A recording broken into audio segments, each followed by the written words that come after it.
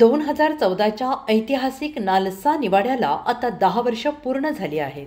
यामध्ये भारताच्या सर्वोच्च न्यायालयाने केंद्र आणि राज्य सरकारला ट्रान्सजेंडर समुदायासाठी सार्वजनिक शौचालय उपलब्ध करून देण्याचे निर्देश दिले होते. पण आजही ट्रान्सजेंडर लोकांसाठी शौचालयाची निवड करणं एक गंभीर समस्या मानली जात आहे. समाजात मिळत असलेल्या चुकीच्या व्यवस्थेमुळे त्यांना निर्णय करता येत नाही की त्यांनी पुरुषांच्या शौचालयाची निवड करावी की स्त्रियांच्या. अनेकदा त्यांना आपल्या लैंगिक ओळखीमुळे शौचालय निवडल्यावर अस्वीकार, शोषण, पीडा यांचा सामना करावा लागतो. त्याचा त्यांच्या मानसिक आरोग्यावर नकारात्मक परिणाम होतो आणि शारीरिक आरोग्यही धोक्यात येतं आणि ते दीर्घकाळ आत्मविश्वासाचा अभाव, भय यांनी ग्रस्त राहतात. भारतामध्ये ट्रान्सजेंडर लोकांना अनेक प्रकारचे सामाजिक, आर्थिक आणि मानसिक त्रास सहन करावे लागतात. या समस्या त्यांच्या जीवनाच्या विविध स्तरांवर दिसून येतात. ट्रान्सजेंडर व्यक्तींना समाजात वेगळ्या नजरेनं पाहिलं जातं, ज्यामुळे त्यांना स्वीकारलं जात नाही. अनेकदा कुटुंब त्यांचा स्वीकार करत नाहीत, त्यामुळे ते लहान वयातच घर सोडून देतात. सार्वजनिक ठिकाणी शारीरिक, मानसिक किंवा लैंगिक हिंसेला सुद्धा त्यांना तोंड द्यावं लागतं. शाळा, कॉलेजमध्ये त्यांच्या लिंग ओळखीमुळे चिडवलं जातं किंवा मग बहिष्कार टाकलाच जातो. रोजगाराच्या संधीही कमी असतात.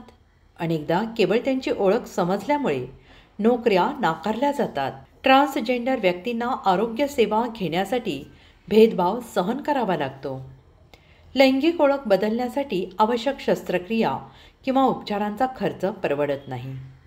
भारतात 2019च्या ट्रान्सजेंडर व्यक्तींना अधिकार संरक्षण कायद्यामुळे काही अधिकार मिळाले आहेत, पण त्यांची अंमलबजावणी पुरेशी प्रभावी नाही.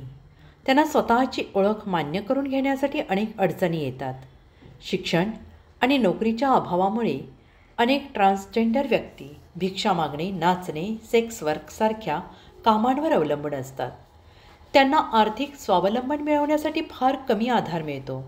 यावर उपाय म्हणजे ट्रान्सजेंडर लोकांविषयी सकारात्मक दृष्टिकोन निर्माण करणे आवश्यक आहे. त्यांना समान शैक्षणिक आणि व्यावसायिक संधी मिळायला हव्यात. कायद्यांची प्रभावी अंमलबजावणी करून त्यांचे हक्क संरक्षित करणे गरजेचे आहे. त्यांना सल्ला आणि मदत मिळवण्यासाठी विशेष सेवा उपलब्ध करून देणे आवश्यक आहे. ट्रान्सजेंडर समुदायाच्या संघर्षांना दूर करण्यासाठी समाजाचा सक्रिय सहभाग आणि संवेदनशीलता महत्त्वाची आहे.